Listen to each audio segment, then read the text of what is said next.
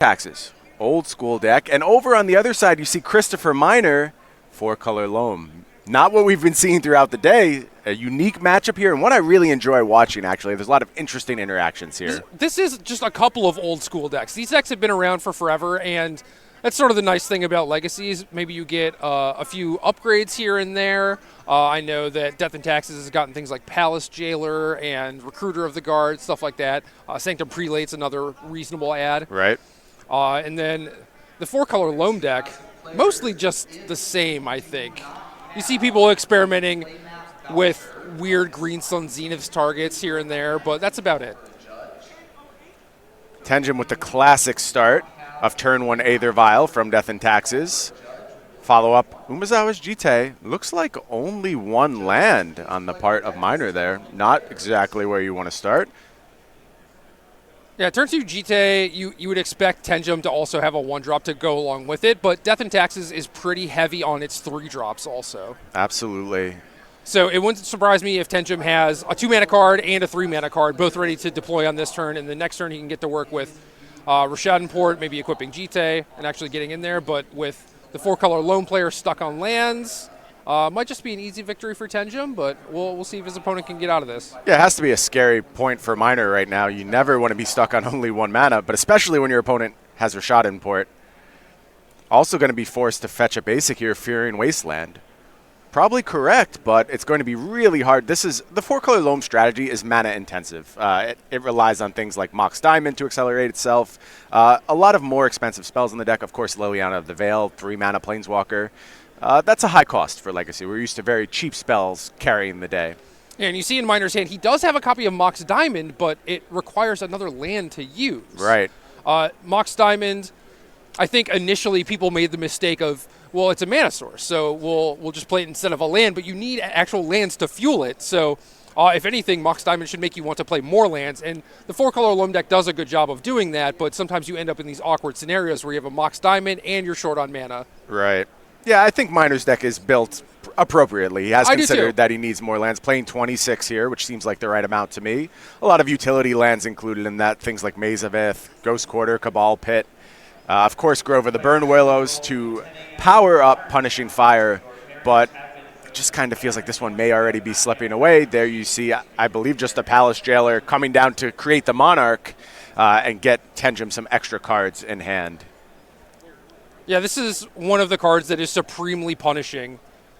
If you are stable or ahead, you're probably going to be the Monarch for a while. And now this small white creature aggressive deck has this card drawing engine online, which is kind of unheard of. Right. Yeah, it's a unique angle for the deck to get access to. There you see a Mox Diamond. It must mean we found a land. Looks like we're going to pitch the Cabal Pit, and the follow-up is the Sylvan Library. So that should help get out of the mana screw that Chris is currently experiencing, but maybe too little too late now that Palace Jailer has come down and made Tenjum the Monarch. You see Palace Jailer usually used as like a Necrotal type effect to answer an opposing creature, but it also has this bonus of just creating the Monarch as well. Very strong card, and you don't normally see Death and Taxes going up to 4 mana cards, at least pre-board. Post-board, when games slow down a little bit, maybe they'll turn to Cataclysm or Gideon Ally of Zendikar or something like that. But this is the 1 4-mana card that is strong enough to actually make it into the main deck. Right. And actually, Miner's deck has 27 land because the Dryad Arbor is hiding out in the creature slot. So okay. He has plenty of lands in his deck. I think keeping a 1-land hand in this sort of deck is completely fine. I agree with you. Going to go ahead and use that ability on the Sylvan Library to take a look at some extra cards in this draw step. Of course, can pay life if Miner wants to get some more in hand. Not going to, just going to use it to rearrange the top of the library. There you see a land. And that's going to lead to a Chalice of the Void on 1.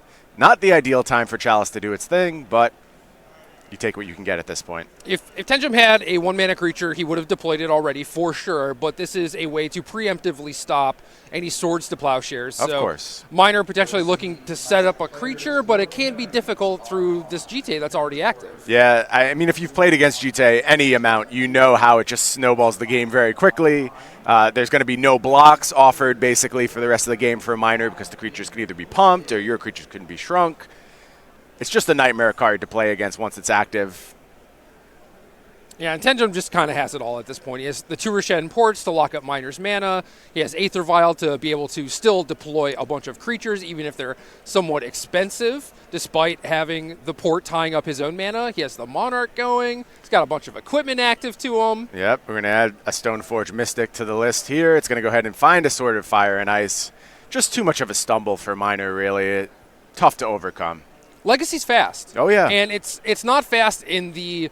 I would expect to die to Storm combo on turn 2 every single game, but the games can often be decided by turn 3 or so. Agreed. Here is a Wasteland going to go ahead and take care of another land from Miner. Go ahead and draw a card from the Monarch. Activate those ports. Here we have Abrupt Decay. So I think step 1 was sticking a Chalice to protect a creature. Step 2 is finding a way to kill the Jite, for sure. And with Miner still stuck on lands, still looks pretty tough. I think even by the time he gets to land this Dark Confidant, he might be at such a low life total. But obviously the Sylvan can help with that a little bit. Be able to rearrange your top cards. Definitely an uphill battle, but you see Miner doing his best to crawl out right now. And are making their way to the berries board on green paper. Please find your seats. Again, Modern Classic. I've heard people occasionally mention Jite as a card that should be considered for unbanning in Modern. What's your take on that, Jerry? I think power level wise, it is likely on par with the other things that people are capable of doing in Modern. However, I don't feel like it promotes very good gameplay. Yeah. I think that's a fair point, and certainly something that should be considered when making these decisions on whether or not to release a card into the card pool. Just not going to enjoy a lot of games where Jite is the focal point. In theory, it is able to make creature decks stronger because it gives them a reasonable payoff for playing a bunch of random bodies. Right. But at the same time, it kind of also invalidates those Correct. decks. Yeah, it's an awkward double-edged sword. So right now, the Sword of Fire and Ice is going to work, and Tenjum's white weenie deck is just drawing so many cards per turn at this point. I don't know how Miner can possibly overcome such efficiency. Going to go ahead and throw a Punching Fire at that Stoneforge Mystic to take it off the battlefield. Well, white weenie is kind of a misnomer to the point where the Danes, who are very, very excellent Death and Taxes players, Thomas Enevoldsen is probably the most notable, but Michael Bonda also. And they call it mono-white control. I think that's a fair descriptor. If you've played any games against Death and Taxes, you know it absolutely has the capability to go long.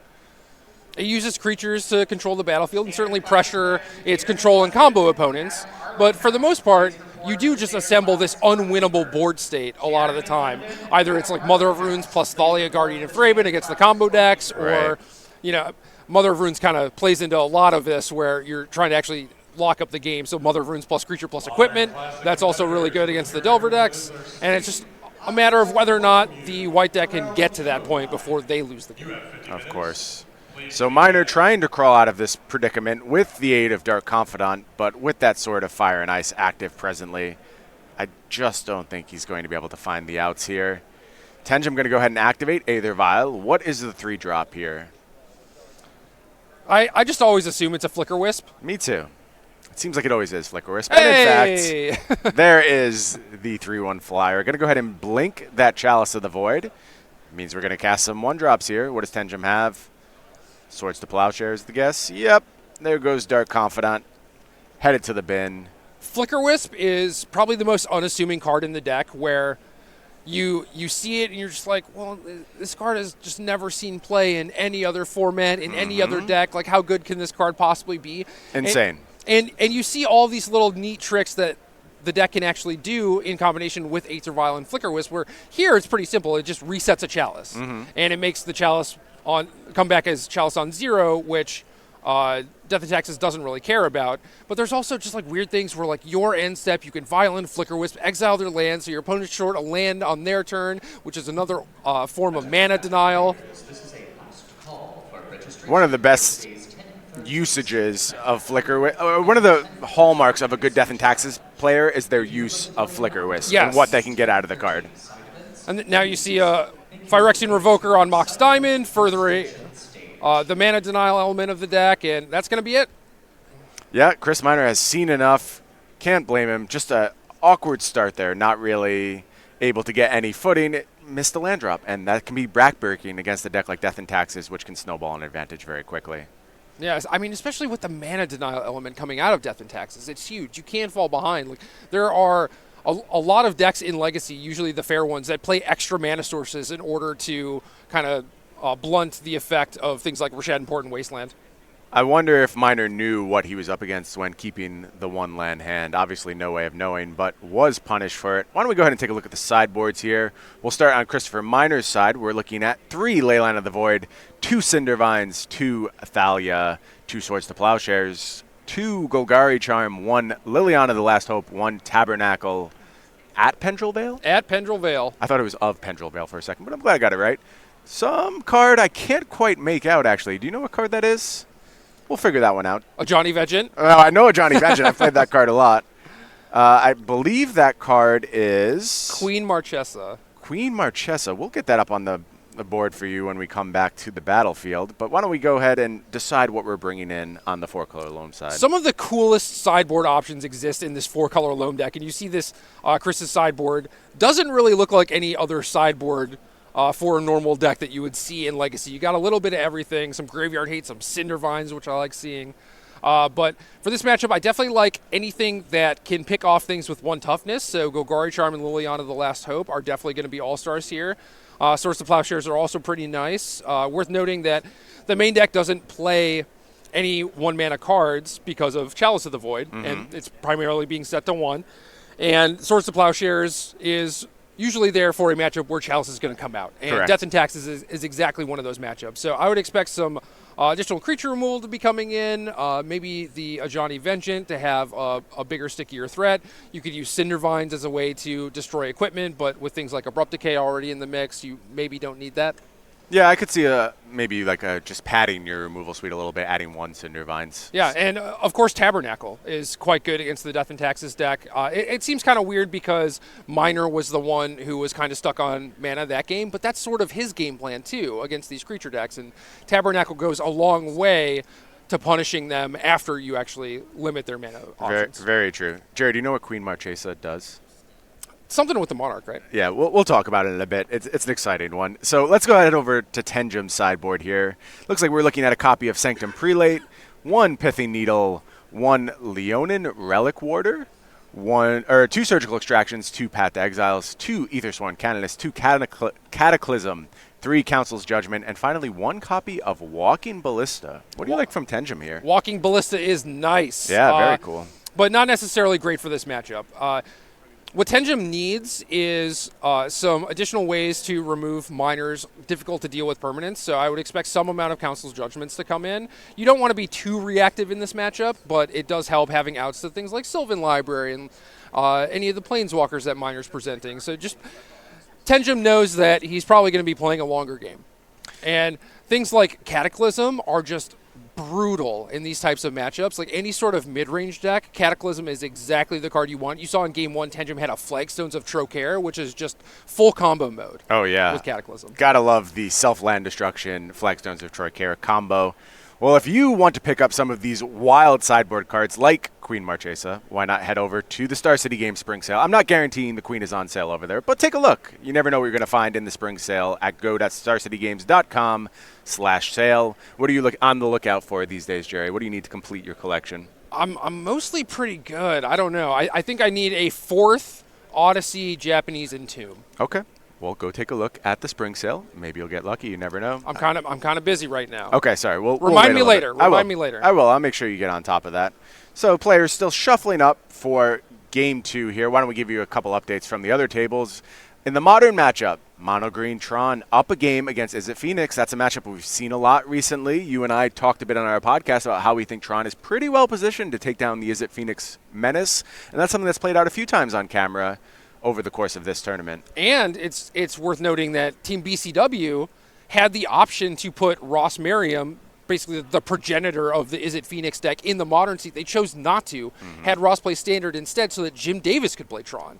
And normally you want to like maximize each seat, right? You want the the best player at Legacy to be playing Legacy. And I think it's probably a toss-up for who is a stronger Modern player, Ross or Jim. Both of them have extensive pedigrees and everything. But it's hard to argue with the person who effectively created and popularized the de facto best deck not playing the best deck. But I think that says a lot about where the format is headed right now. I think you're spot on. Meanwhile, over in Standard, we're looking at another classic, Mono Red Aggro versus Mono Blue Aggro. You see Joe Bernal is up a game in that matchup presently, 1-0.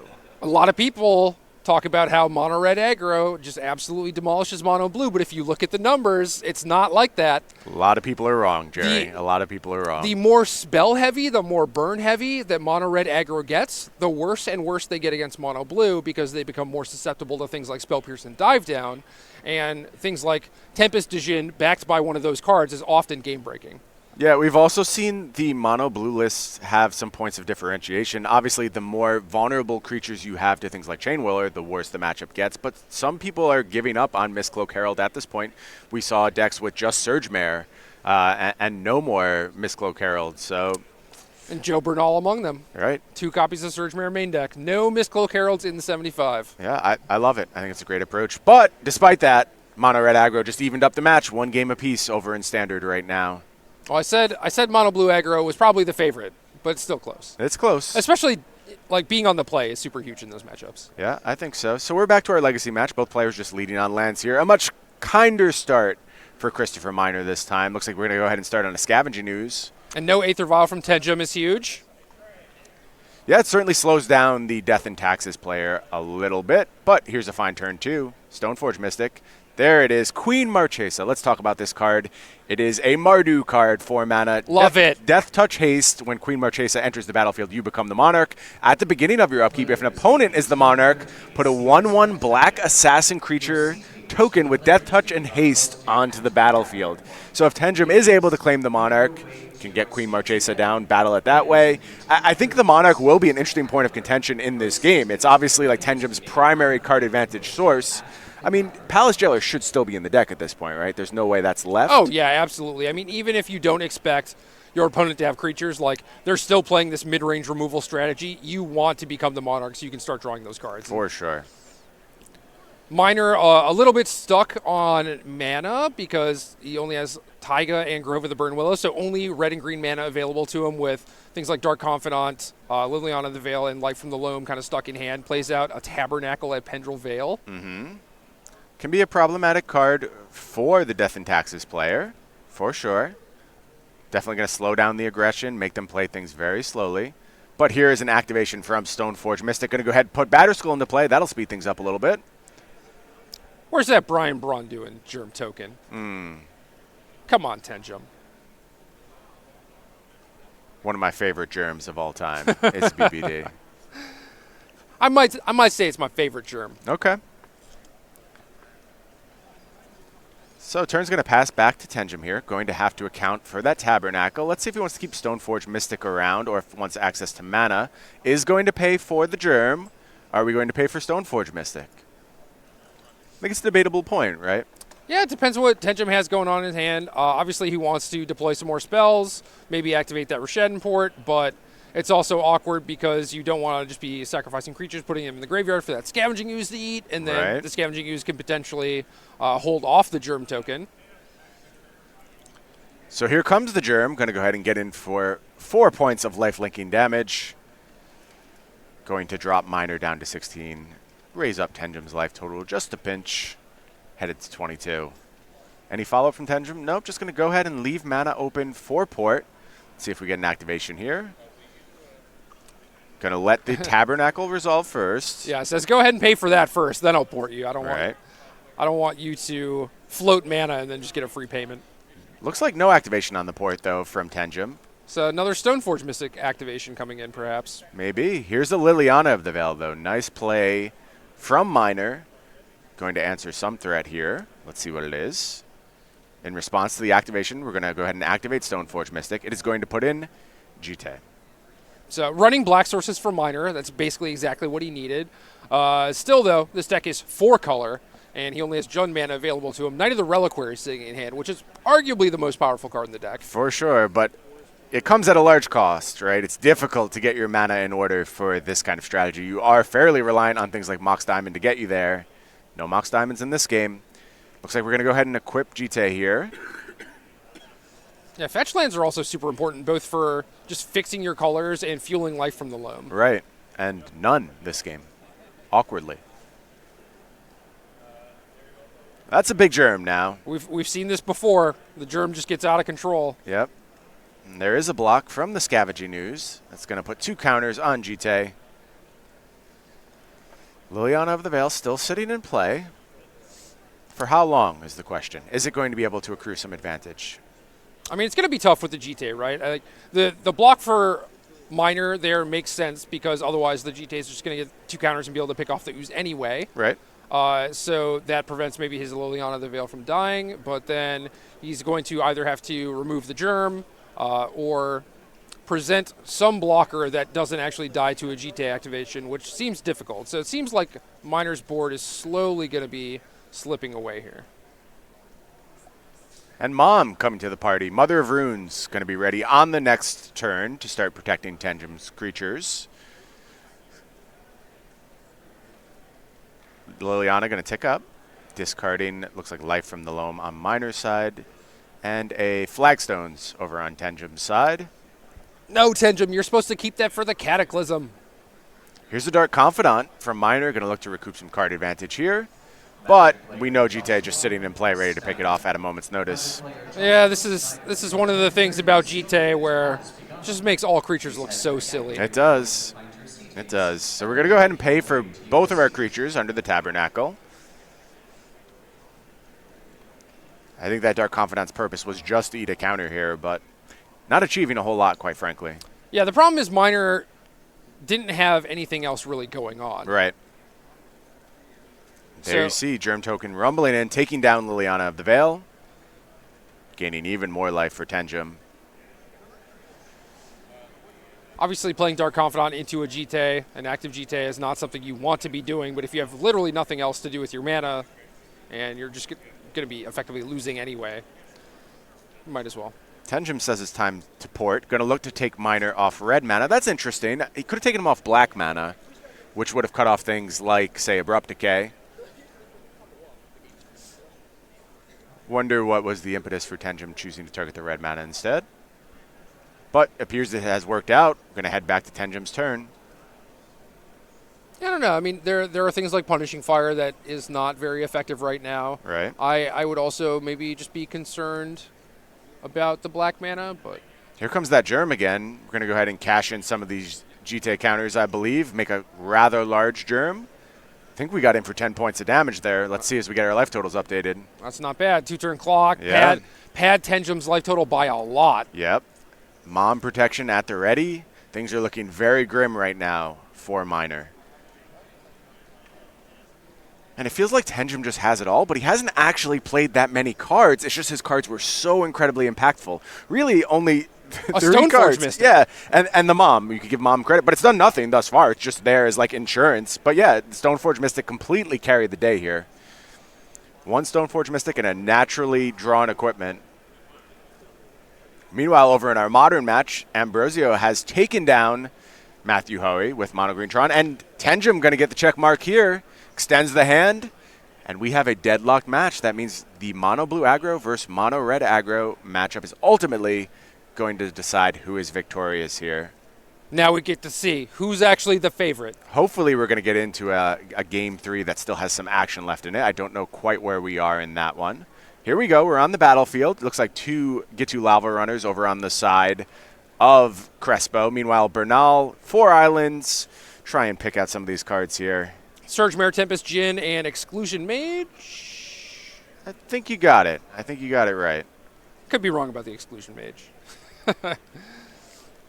Yeah, it looks like Bernal has done a better job of making his land drops and playing out these, I want to say defensive creatures because they have a lot of toughness, which is normally the important part against mono red. But it looks like Crespo's actually been taking some early beatdowns. Yeah, life totals are now correct. You see Crespo sitting at 16 life. Bernal at a very comfortable 19 life. When you have 4 lands in play, 3 creatures, and you're at 19 life against mono red, things have gone very well for you in the early game.